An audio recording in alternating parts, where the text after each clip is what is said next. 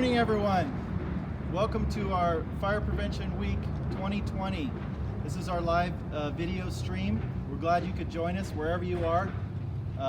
My name is Adam Panos. I'm a Deputy Fire Marshal with the San Bernardino County Fire Protection District.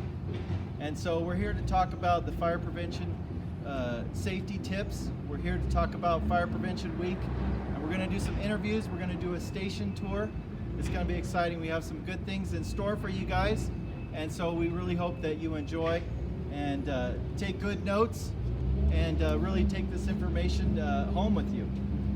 So I want to talk a little bit about Fire Prevention Week, things that you might find interesting.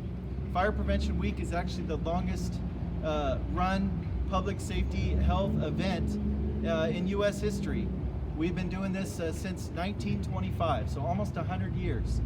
I haven't personally been doing this that long. I'm not that old, but we have been doing it that long. So every year we have a theme. This year's theme is serving up safety in the kitchen. So we're going to talk a little bit about cooking safety. Why is that important? Well, because most fires that occur in the home actually occur in the kitchen due to unsafe cooking. And actually most fires do occur in your home. So very important information. So we're going to see a tour of the fire station. We're going to see where our firefighters live and work. And as I mentioned, we're going to interview some folks that work for our fire department. They're not firefighters. They work in different careers and they work in different functions. So hopefully you'll enjoy the interview. We're going to ask them what they do. We're going to ask them what they enjoy about their job. And we hope that you all, our audience, can possibly look into having a career in the fire service. So with that, we're gonna go ahead and start our fire station tour. We're outside Fire Station 164. We're in the city of Upland, California. And so now I'd like to turn it over to one of our battalion chiefs. His name is Jason Serrano. And Jason just got back from fighting fires up north. Glad he's back safe. But he's gonna take us on our fire station tour. Chief Serrano, why don't you go ahead and take us through the station. Okay. Good morning, everyone. So, like Deputy Fire Marshal Panos said, my name is Jason Serrano, and we've got a great tour scheduled for you guys today. We're here at beautiful Fire Station 164 in the city of Upland, and this is our Battalion 1. We have several battalions throughout the County Fire District that serves over 19,200 square miles of our county. Here we have firefighter Sean Paul, who's cooking a little breakfast right now for some of the station crew. Hold on, let me turn the stove off. You can never leave a stove unattended, even for just a couple minutes. It's very dangerous, and anything can happen. That's right, Sean. Do you have any safety tips that you can pass on to our audience? Absolutely. So, when cooking on the stove and cooking in the kitchen in general, it's very dangerous. Actually, it's the #1 cause of fires in homes, and also the #1 cause of injury in homes. First thing you want to do before you heat up an oven is you got to check out the inside. Make sure there's nothing inside that can catch on fire. Very dangerous, something that we actually see a lot. Also, when cooking on the stove, you want to make sure that you have a lid or a pan available and an oven mitt because you could burn yourself. If anything catches on fire on the stove, you can easily turn it off and place the lid on top of the pan and the fire will go out. It's also safe to have a fire extinguisher nearby. So what about throwing water on a fire that's on top of the stove? That's actually the worst thing you can do. Do not place water onto a hot pan. It's safe to have a fire extinguisher that's rated for cooking or baking soda. Or like I said, using the lid of the pan or anything like a small lid or pan, place it right on top, and the fire will go out immediately. Wow. Very excellent tips there, Sean. Thank you so much for your input. Don't ever leave a stove unattended. It's dangerous. And remember, kids, stay 3 feet away from your parents when they're cooking. Stay away from that cooking surface. And if we have boiling water on top of the stove, you don't want to reach up. You want to make sure the kids are away.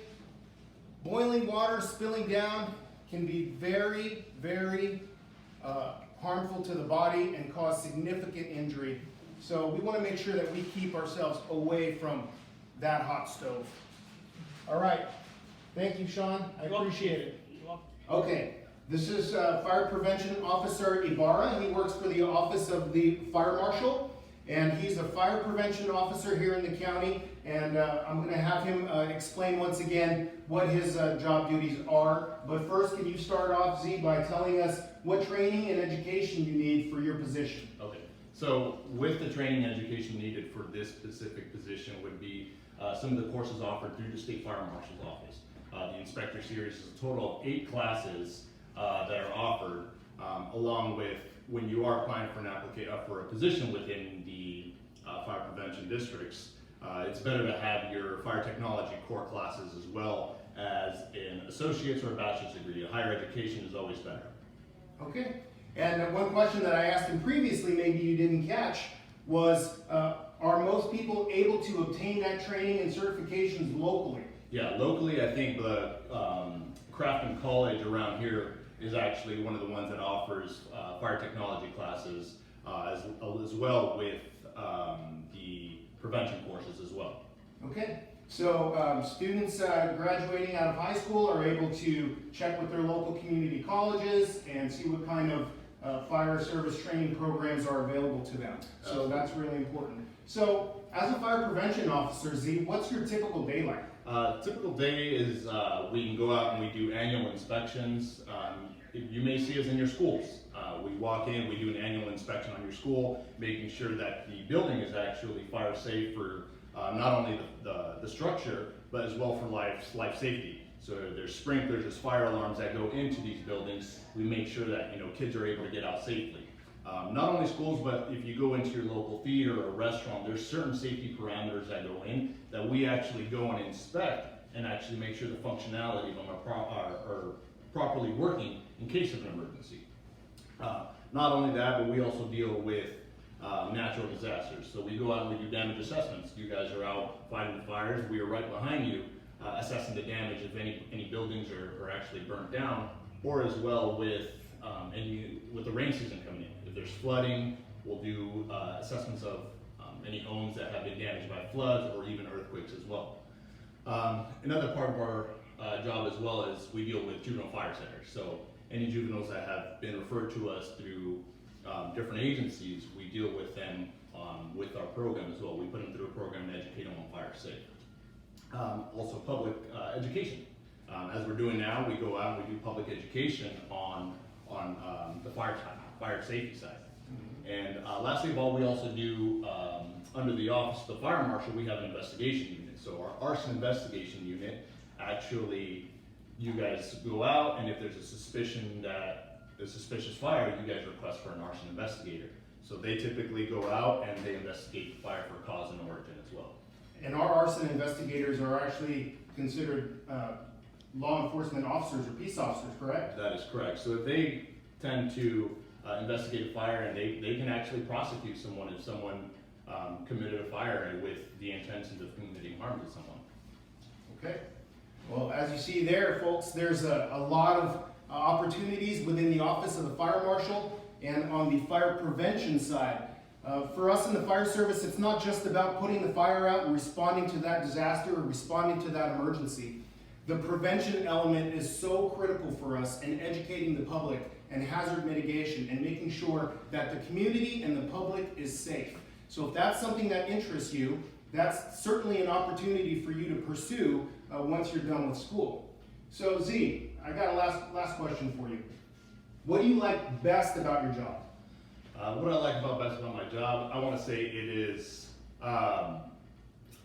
it's just not a normal day in the office. I mean, I could come in on a Monday and I could be assigned to one specific task, and by midday I could be pulled and be assigned to something else. So it's usually never the same redundant thing that you do every single day. So like I said, it's a constant change, and there's a possibility of always growth and education. There's always something changing in the fire service with regulations, training. So it's constantly having to adapt and continue to learn new adaptabilities that you can continue the position with the fire service.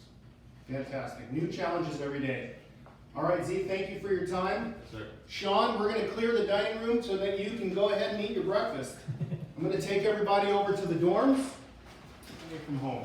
We're here for 48 hours on our regular shift schedule and sometimes additional days beyond that. With that said, we have dormitories in the fire stations where we do get to sleep during the night, but we are ready for a response. What that does for us is that has the personnel at the fire station ready to go, close proximity to the rig, and they instantly roll out the door within 1 minute to respond to your emergency. So when we're here inside of the fire station and we're resting at night, we need to get alerted. We get alerted through a station alerting system here. Sure, we can go ahead and drop our alert, and I'm going to introduce Diane here really soon, but we want you to see what our alerting system is like, so that if you're resting here at night, what happens? Lights turn on. Engine response, engine response. That vocal comes on that tells us, hey, you have a call coming in. And then following that is a transmission by the radio dispatcher or the call taker that's sending out the call that information that we need. So with that said, Diane? Good morning, boys and girls and teachers. Welcome to our fire station this morning. I'm a 911 dispatcher. Most of the time you will not see me on the fire engine. However, you will hear my voice when you call 911 for any help. When the dispatcher answers the phone, they're going to tell you and ask you possibly 3 important questions. We're going to ask you, what is your address? What is your telephone number? And then we're going to ask you to tell us, okay, tell me exactly what happened. It's very important that you stay on the line with the fire dispatchers until we tell you to hang up. We are going to be providing you with some very important safety and medical information. Okay, very good. So your job is super, super important, okay? So our dispatchers receive those calls, like she said, they take that information down, and they get us going on the road towards the emergency. So, Diane, what training and experience do you need to become a 911 dispatcher? Well, boys and girls, teachers out there, we can always use all the skills that you're learning in your classroom today to be a fire dispatcher.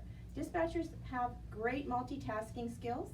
We may be able to use the technology and all of your computer skills, typing skills, your listening skills are very important, and any of your educational prospects that you go through into high school, through college, especially in communication courses, customer service courses, and anything that you want to do in a career to help people is going to be helpful for you to be a fire dispatcher. And what's your typical day like as a fire dispatcher? Our days are very busy. We do have long hours in our dispatch center sometimes, but we have a very rewarding career helping others. And what do you like best about your job? I do like the challenge of having my job and helping others every day. Okay. Well, it's a wonderful career. I couldn't do it because I'm not a very good typer, and I just wouldn't be able to get the call information punched in time.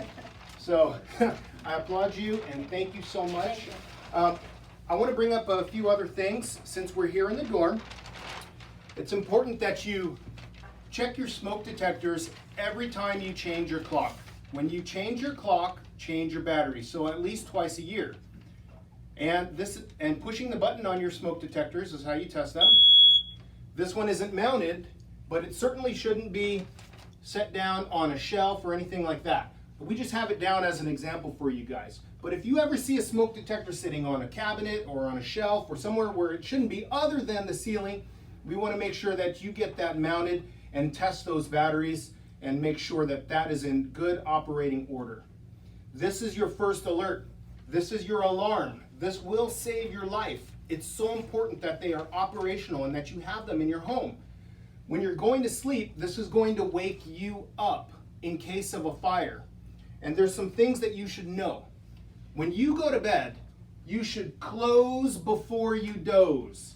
When you close the door and you have a fire in your home, this is going to prevent smoke and heat from coming into your bedroom and taking over your sleeping environment. This is going to give you additional time in case of a fire, and you'll still be able to hear a smoke detector going off if it's mounted in the hallway in front of your sleeping areas. If you do wake up to an alarm, roll out of bed. Don't sit up. Don't immediately stand up, especially if you forgot to close before you doze. You don't want to stand up and sit up out of bed. We have to remember that smoke and heat rise, and if you stand up, you can suddenly breathe in all that hot air. You can breathe in that horrible, horrible toxic gas that is produced from fires, and it will take you out like that. And unfortunately, it happens all too often all across America. So you have to remember, if you hear your smoke detector go off, roll out of bed, check the door for heat, get to a phone and call 911. Check the door handle, and if it is safe to do so, you're going to quickly exit the home and alert everyone else in your family to make sure that you get out. You should have a meeting location once you get out of the residence of your home so that everyone can be accounted for. You want to have 2 exits out of your bedroom also. You have the window as an option if the door is not an option. So important for you to pre-plan getting out of your home in case of a fire. Now, if you are trapped inside of your home because of a fire, we are going to search for you. We are going to look for you. This is what we look like. Oh, hey Chief. Hi. How's it going? Good. This is what we look like. This sounds like Darth Vader, right? Don't be afraid of that. He's going to crawl around the house looking for you. Okay? Don't hide. Don't be afraid of the firefighters coming into your home. This is what they look like. This is what they sound like. They're going to call out for you. Fire department, call out. Holler back. I'm here. Come help me. If we happen to know your name, we'll be calling out your name. Thank you, Firefighter Lean, for getting dressed up and showing the kids what you look like in a structure fire. You're welcome, Chief. You want to take off your, this is actually Firefighter Sean Call. Wow, you ate your breakfast really fast. I did. Okay. All right. So as you can see, this equipment is bulky, it's heavy, but Sean's tough and he's used to wearing this stuff. Okay, we do a lot of training to prepare to come inside and fight structure fires and respond to your emergencies. So thank you, Sean. You're welcome, Chief. So next, guys, I'm gonna take you outside, but we do have a ladder truck that's out front that's being worked on by one of our mechanics. His name is Dale. Dale's our fleet services supervisor. He's our top mechanic, and he's responsible for taking care of and managing and supervising the maintenance of all of our fleet, all of our vehicles. Hey, Dale. Hey, can you come talk to the school real quick? Sure. Sorry to pull you away from your work. That's okay, Chief. Good morning. Good morning. So, I already introduced you and told them your title and some of your responsibilities, but we'd like to give them a little more information. Sure. So, can you tell us what training and experience do you need to be a fire mechanic? It's actually a really good question. Our department, we have over 700 pieces of equipment, and they range from cars and pickup trucks to ambulances, fire trucks, aerial ladder trucks, snowcats, boats, all the way to bulldozers. So there's a wide variety of equipment here. So you have to be a really well-rounded mechanic to be a fire mechanic. So when I started, straight out of high school, I went to a technical institution to learn diesel technology and how to work on vehicles and be a mechanic. Since then, I've become a ASE certified master mechanic, and I've attended the California Fire Mechanics Academy. Our state puts on a great academy for training on fire apparatus, and I've attended their classes, several classes from them, and I'm a level 3 fire mechanic. Wow. Like I say, you have to be well-rounded. Yeah. And so, I asked Z the same question, but all that training and certifications that you acquired, early on in your career, is that stuff that these guys can obtain locally? Absolutely. There is Universal Technical Institute. It's in our county. It's in the city of Rancho Cucamonga. They call it UTI. That's a great place. You can learn diesel technology. You can learn to be a car mechanic. We actually employ a couple of car mechanics that just work on our cars because we have so many staff vehicles. Yeah, there's several places. You can go to a community college, but the best place is going to be UTI locally here in San Bernardino County. Okay. And working on fire apparatus specifically is a special certification, correct? Absolutely. Yeah, that's where you end up going to the classes from the state fire marshal's office and get the certifications. Currently, they're putting them on in the county of Riverside. They're putting them on in Sacramento. They're going all over the place. The COVID response is separating things a little bit. They used to do it annually. Now they're separating it up to be probably quarterly in different areas to try to reach the entire state. Okay. So, as a fire, and I know you're the supervisor, but what's a typical day like for your mechanics?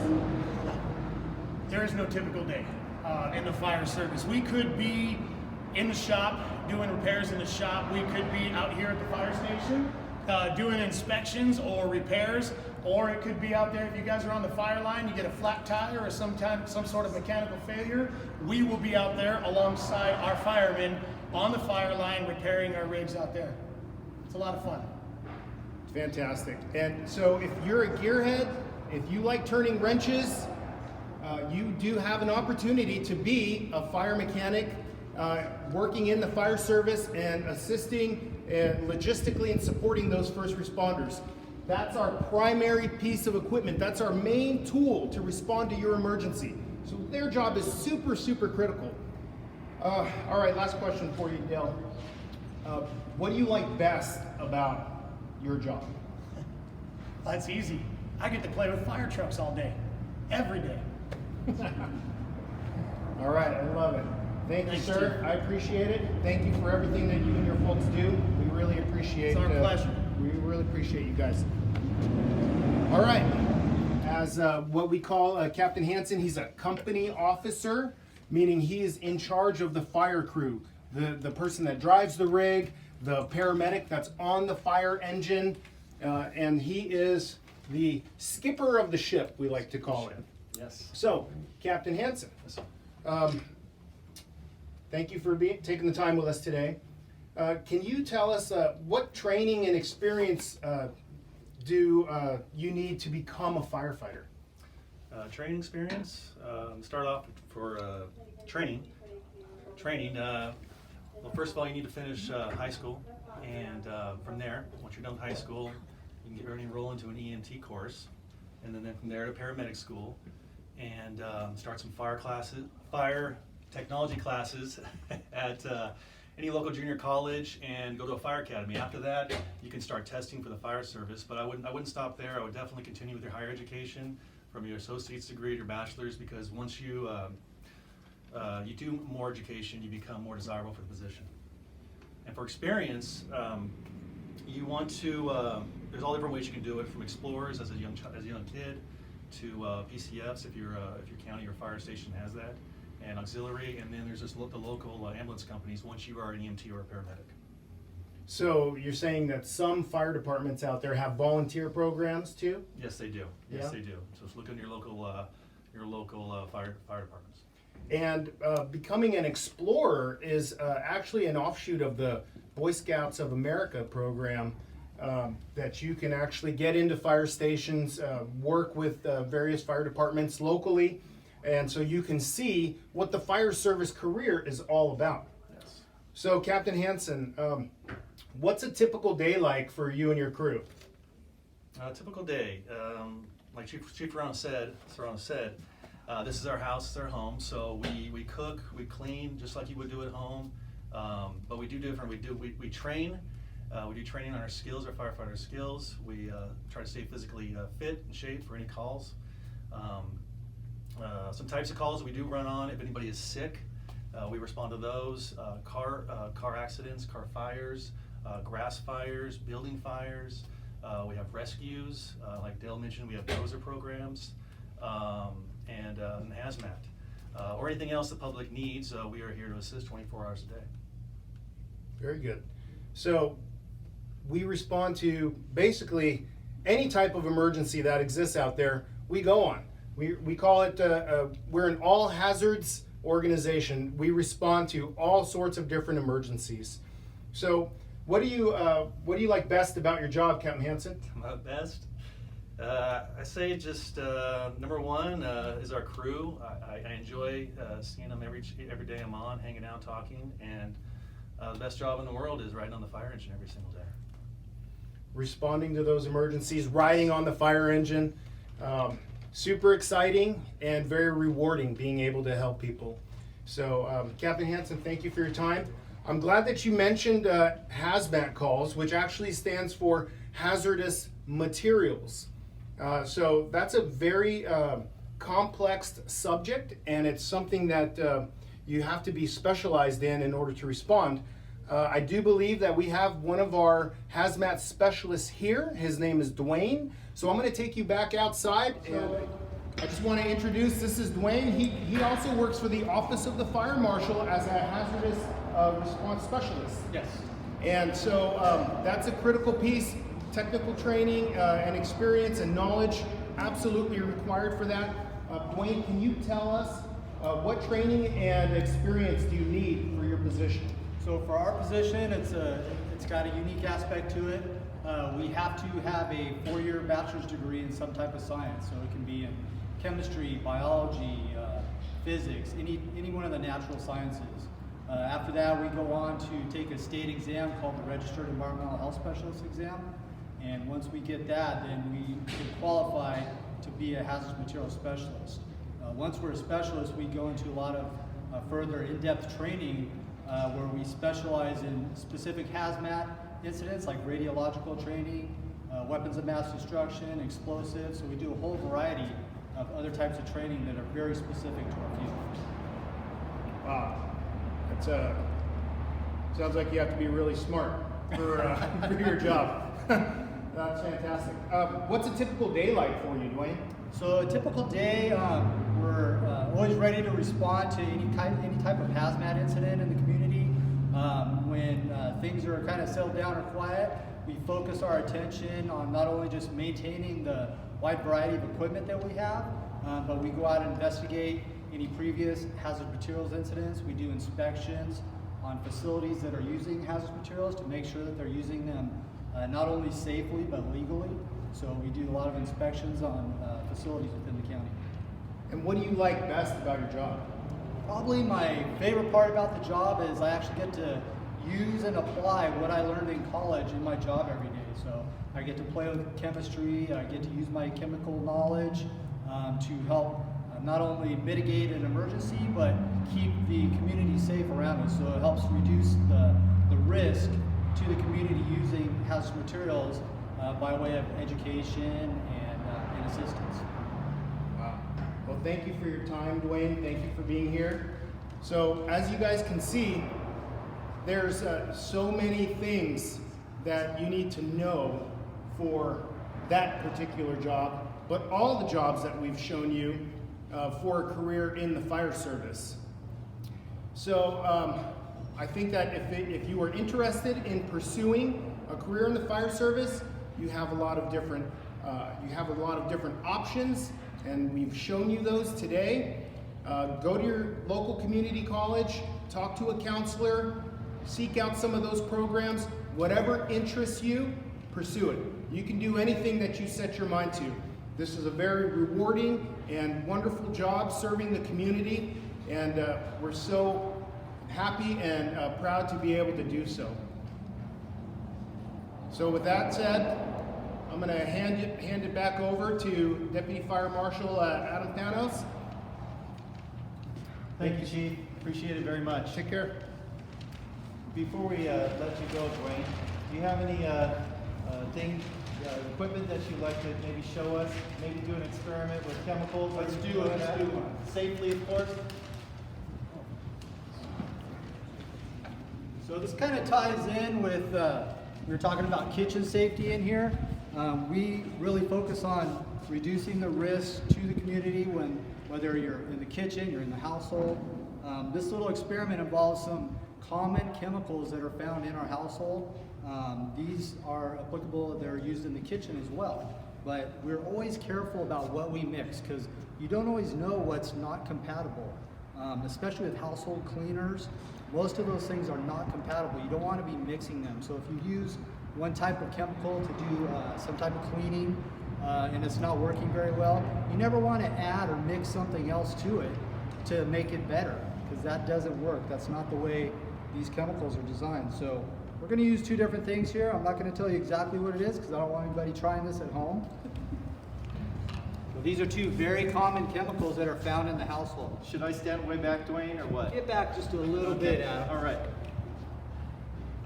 So what's going to happen here is we have two chemicals. One is considered what's called basic, and one is a weak acid. And when we mix these together, we're going to get a reaction because the two are not very compatible. They will also be giving off different types of gases. So these chemicals are going to change when they mix. One of the things that will come off of here, if you remember back when we were talking in the kitchen, the firefighter said, what do we put on a stove fire, a kitchen fire? He said baking soda or baking powder. One of the things that happens when you have that involved in a fire is it gives off CO2, carbon dioxide, and that will suppress a fire. So we're going to mix these two right here, and that carbon dioxide is one of the things that will be given off here, so you may see some smoke from that. Look how quickly that reacts. That's from very small amounts of just these two chemicals. But we get a chemical reaction that comes out that strong. You see the bubbling that's going on. That's also off-gassing. So Dwayne, I would imagine if there's stronger chemicals, like at an industrial plant or something like that, then that could cause even a more serious reaction, and that could really like injure somebody. You can get injuries that can cause a serious reaction because if those are stronger chemicals, you're going to have a stronger reaction. So you have more off-gassing. You can even have faster off-gassing, which can create an explosive environment, especially if those are stored inside of a closed container. Those gases build up and they build up pressure, and that's how we get explosions sometimes. Okay, well thanks Dwayne. Thanks for showing us that little demonstration. You're welcome. Thanks for visiting us today. So we're going to conclude here. We hope that you enjoyed what we had for you today.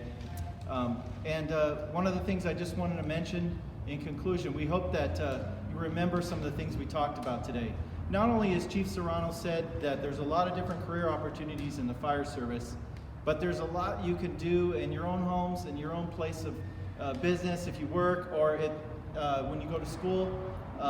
When you're actually in the classroom, there's a lot of things you can do to make sure other people are safe. That's what it's all about. That's why we do Fire Prevention Week. So your teacher may quiz you on this. We encourage the teachers to go over this with their students. What is the theme for Fire Prevention Week this year? I'm not going to tell you, but hopefully you remember. What is the #1 cause of fires in the home? So hopefully that answer is coming to your mind right now. So again, serving up safety in the kitchen, cooking fires, is very, very important to remember cooking safety. So thank you once again for joining us. We at the San Bernardino County Fire Protection District enjoy reaching out to our teachers and students. We hope you share this information with your parents or guardians, as we said, and take this information and help others. So thank you very much. We're going to go ahead and conclude. Be safe out there, and we'll see you later.